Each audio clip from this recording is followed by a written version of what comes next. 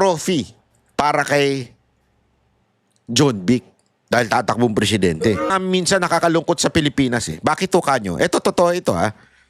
Marami sa mga PDL, yung person na deprived of liberty, ay napapawalang sala after 10 to 20 years. Bakit? Napag-alaman. Marami tayong napapanood na yan sa mga balita eh. Napag-alaman, hindi naman pala siya guilty. Hindi naman pala siya involved doon sa crime na yun. He was, number one, he was framed. Second, politically persecuted. May mga ganong pagkakataon. Di ba ho? Yun ang problema eh. Bigyan ko kayo ng halimbawa. Si Tebes. Si Tebes nakulong. Di ba? Lahat ng akusasyon, mamamatay tao, bla bla bla bla bla bla bla bla bla. Tapos bigla sasabihin ng court, dismiss yung case mo. Ano ibig sabihin nun? Walang sapat na ebidensya. Hindi sapat yung ebidensya para magsabi na ikaw ay talagang mamamatay tao. So sabi ko nga, ang sakit din nun no? Isipin mo na mabuti ito, lagay mo sa isipan mo to, no? Inakusahan ka na lang lahat.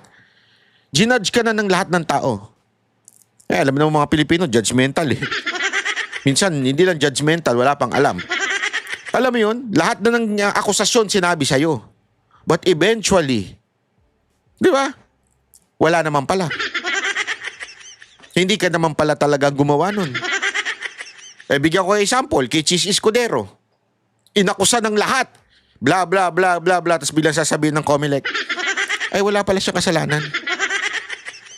Buti na lang yung kanya, walang case of non-bailable.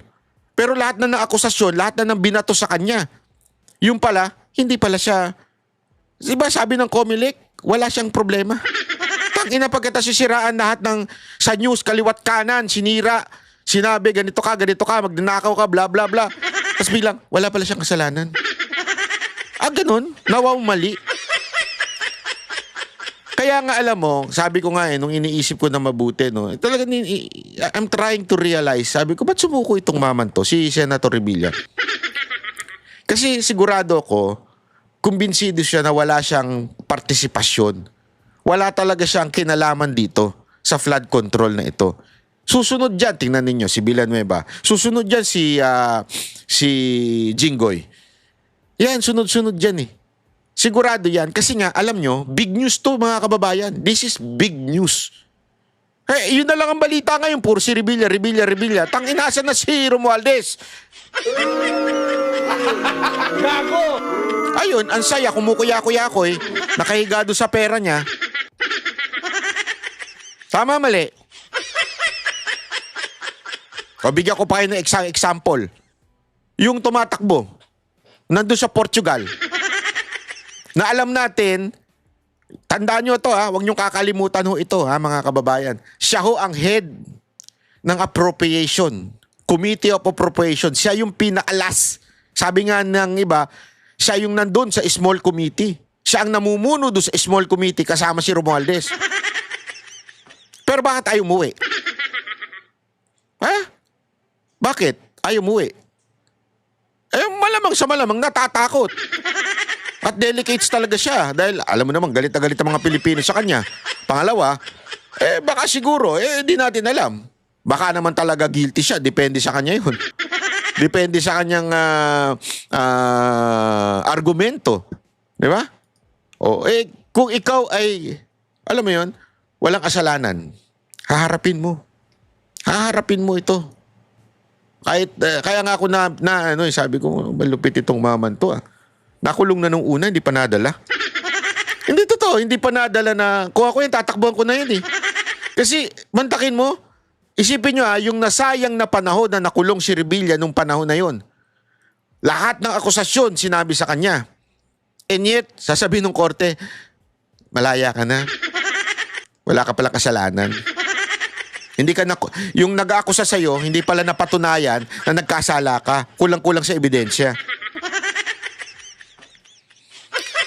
Sabi ko nga, kung ako siguro yun, sasapakin ko yung nagkulong sa akin.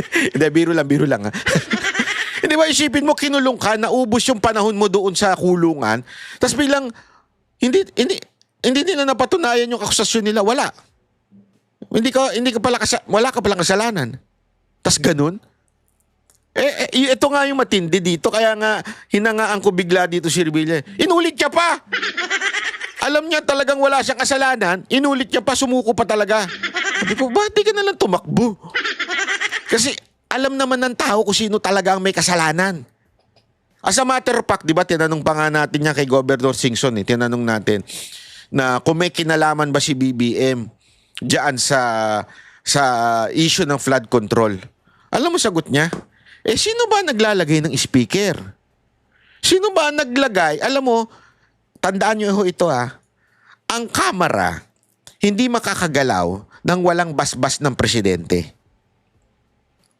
Ultimo nga nung panahon, tandaan nyo ito nung panahon nagkaroon ng problema between Velasco and Cayetano. Sabi nga ni Speaker Cayetano, ni Senator Cayetano noon, sabihin mo lang, Mr. President, I will go down smoothly para pumalit si Velasco. Diba? Kasi nga, alam naman ng lahat, even if sabihin nilang paulit-ulit na independent ang kamera, that's bullshit. Ang command pa rin ang gagaling sa presidente. Especially speakership and Committee on Appropriation. Diyan ang gagaling yan. Yung kumpas nang gagaling sa presidente. Bakit? Pera yan Budget yan. Pagka nagkabulilyaso dyan, bulilyaso ang presidente. Katulad na nangyayari ngayon. Nilagay nila si Speaker Romualdez na bulilyaso. Nilagay nila si Zaldico na bulilyaso. Tapos ngayon walang kasalanan si BBM. Gago! Hindi, alam mo yun, kahit paulit-ulit niya pang i-justify na hindi naman ako nagnakaw, wala naman ako allocation kahit na merong allocation ng Office of the President. Kahit niya sabihin niya pa yung paulit-ulit, don't ever forget. May command responsibility. Ikaw ang naglagay dyan. Ikaw Hindi gagalaw ang kamera nang walang kumpas ng presidente. Yan ang lagi-lagi ninyong tandaan. Kahit i-deny pa nila yan ng paulit-ulit, hindi totoo yan. At alam yan ng lahat ng congressman. Kaya nga, di ba, naalala nyo nun, there was even a news na kung saan si, pangalan nito, si Tiangco, di ba? Yung itong kakapanalo lang nung 2025 mga congressman na bago, tinatanong nga siya kung papalitan na ba si speaker. Ang sagot lang naman niya, ayaw niya una. Pangalawa, ang sabi nung wala namang command from the president. 'Di ba? Nabanggit nila 'yan Kasi nga talaga naman the leadership of Congress or House of Representatives talagang rely so much sa Malacanang o sa presidente. Kaya kalokohan po ito. Alam mo 'yun, una-una tandaan nyo doon pa lamang po sa recent election. Imagine niyo to. Noong una, nanalo pa si Senator Bong Revilla. Galing na siya sa kulungan nun Nanalo pa siya. Ibig sabihin, fresh sa mind ng mga tao na nakulong siya. Pero nanalo siya. Ang taas niya pa nun. Alam ko, 1 to 5 siya nun Ibig sabihin, yung ranking niya na bilang senator. This time, nakaupo yung kanyang sinamahang grupo. Tandaan niyo nasa siya, nasa grupo siya ni Marcos. Ang problema lang noon, nakakatiktik na sila. Nalaman kasi nila, galit sa kanila dahil hindi pumirma yung tatlong kamag-anak ni Senator Bong Revilla na congressman, hindi pumirma sa impeachment ni VP Sara Duterte. Ito pa, dagdag. In-endorse pa siya ng iglesia noong time na yun. Itong 2025 yan So, kung titingnan nyo, paano siya natalo? Yun nga galing siya sa kulungan, nanalo pa siya Ito, sa administration slate siya, natalo siya. Alam niyo kung bakit? Nilaglag talaga siya totally. Nilaglag siya dahil yung mga anak niya, kamag-anak niya na congressman ay hindi pumirma sa impeachment ni Inday Sara Duterte. That's the only logical reason why nilaglag siya? Wala eh. Lahat ng aspekto para manalo siya, naandun siya. And remember, don't ever forget in-endorse to ni BP Sara dati. So ibig sabihin, andun na lahat yung winning niya eh. Bakit siya ang nalaglag? Tas pumasok sila ba Makino? Tangin na siya nang galing yun. Si Lakiko, alam natin sirang-sira na yun. Di ba? Nagtap pa. So alam mo talagang nilaglag siya, pinalitan siya. O nilipat yung boto niya. Hindi natin alam kung paano ginawa yung magic na yun. Gago! Tanong natin kay George Garcia. Gago! May lahi ata magikero yun eh. Ewan ko Di ba Tapos, kaya ito expected ko na to eh. Itong gagawin silang sacrificial lamb. Itong si Villanueva, kasi si Villanueva taga Bulacan. Si Jinggoy, nakulong na rin dati. At saka si Senator, si Revilla rin. Dahil nga kita nyo? Ngayon, ito yung sinasabi ko big news. Talagang big news. Ito yung warrant inilabas pa. During the day of the Blue Ribbon Committee hearing. Gago! Panoorin natin ito. Nasa Sandigan Bayan na si dating Senator Bong Revilla matapos sumuko sa Camp Crame kagabi. Kusang sumuko si Revilla sa gitna nga ng warrant of arrest na nilabas sa kanya para sa kasong malversation kaugnay ng flood control project sa Bulacan. At live mula sa Quezon City, may express report si Gio Robles. Gio, kumusta? Ano ng balita dyan? Nikki, breaking news mula dito sa Sandigan Bayan as of 10:31 ngayong umaga. Mismong si Interior Secretary John Vic Remulla ang naghatid kay dating Senador Bong Revilla dito mismo sa Sandigan Bayan. Pasado alas 10 kanina nang dumating ang convoy ng DILG at Philippine National Police na lulan si Revilla. Ito papakita muna natin. Nandito ngayon sa loob ng Sandigan Bayan 3rd Division si Revilla. Kusang sumuko sa CIDG sa Camp Crame kagabi si Revilla matapos ilabas ang Sandigan Bayan 3rd Division ng warrant of arrest laban sa kanya. Ngayon makikita nyo dito sa loob, we're trying to find Revilla kung saan kasama niya yung ilan sa kanyang mga anak, si Cavite Representative Jolo Revilla, nandito din po, at maging yung Alam mo tinan mo dito. Eto pa. Bigyan ko lang kayo ng bahagyang opinion ko. Dito, nakita nyo, nagbida-bida si Remulla, si John Vic. Kasi nga watch out. Sabi ko na sa inyo to paulit-ulit watch out. May plano yan si John Vic Remulla na tumakbong presidente. Gagamitin yung trophy, di ba? Yan, si Atong Ang. Gagamitin yung trophy yan para sasabihin niya na kaya niyang maging presidente ng Pilipinas. Gago! Nagpa-press con kaagad, di ba? Nagpa-press con kaagad. Kaagad, agad-agad nung umaga, nagpa-press con. Sinamahan pa. Hindi ba kaya ng mga pulis mo yan? Bakit kailangan mo pa sumama? Di ba? Kasi nga, parang ang dating sa kanila, nabubulag na sila na sa tingin nila, ito ay isang accomplishment. Hindi nila alam, walang naniniwala sa kanila na this is accomplishment. Alam ng lahat na ito ay isang political move just to transfer the blame to Revilla instead of kay Romualdez o kay BBM. Awa ng dating senador at Cavite Congresswoman Lani Mercado.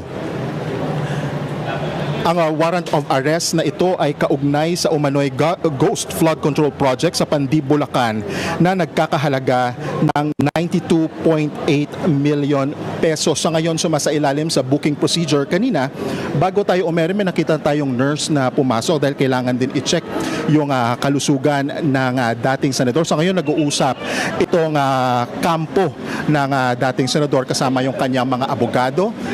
Muli, as I mentioned, nandyan din ngayon si Congresswoman Lani Mercado. Earlier, we tried to ask former Senator Bong Revilla kung ano yung nararamdaman niya, pero tikom ang bibig ng senador. Pero he smiled. Ngumiti siya sa atin ng saglit. Gayon din si Lani Mercado, we tried to ask her as well. Sa ngayon, mahigpit ang seguridad na ipinapatupad ng CIDG dito ngayon sa loob ng courtroom ng 3rd Division, kung saan nga ito nga hawak ng kaso ni dating Senador Bong Revilla. Hinintay na lang natin ngayon din, Nikki, yung court order kung saan ba dadalhin or kung saan i-detain ang dating senador. That we have to find out yet, kasi sa ngayon it's more of a booking procedure pa lang, and we're still waiting for more information dito since kakarating pa nga lang ng convoy ng DILG at ng PNP. Nikki, sa mga kakapanood lang po sa atin sa Free TV at online nyo papanood ng Sandigan Bayan. Sa kanila po yan. Sa programa, matatandaan natin na isang sumuko. Kanila po yan. Baka mamaya akala nyo cellphone yun. Ibato nyo yung cellphone nyo. Kung ibabato nyo yun sa akin. Sa kanila po yung palpak na ewan ko kung sa YouTube ba yan o sa ano talaga. Anyway, eto, yan nga po yung pinapaliwanag natin mga kababayan. This is something really hitting the trending news sa Pilipinas. At ngayon, pusta ko sa inyo, ipagmamalaki ni John Vic yan, ipagmamalaki ni Marcos yan. Sa katunayan ito, di ba? Meron na nga sila kagad-agad na press briefing at sinasabing walang sasantuhin ng ating Pangulong Marcos. Gago! Perfect kasi. Alam mo kung bakit perfect si Revilla? Kaalyado kasi. Kaalyado. Ibig sabihin, tandaan nyo, nasa bagong Pilipinas slate ito nung Senate. So, ang palabas nila ngayon, ang packaging nila, basta korupsyon, kahit kakampi, hindi sasantuhin ng presidente. Ulul. Gago! Ganon Kaya nga sakripisal lang Yun ang inano. Kakampi namin ito pero dahil sa ito yung isipin nyo hitting 2 birds in 1 stone. Ano ibig sabihin nun? Walang siniraan na yung Revilla sa Cavite. Di ba? Yung labanan ng Revilla at Remulla. Tapos si Bernardo, ang ending ay hindi pala sila Romualdez at si BBM ang talagang tumatanggap. Ang ending ang tumatanggap lang ay si Revilla. Parang ganun ang dating. Yun ang pinalalabas nila Pangatlo pa, hindi pa pala 2 birds, 3 birds pa pala in 1 stone. Pangatlo pa. Alam mo kung ano? Ito pa ay magiging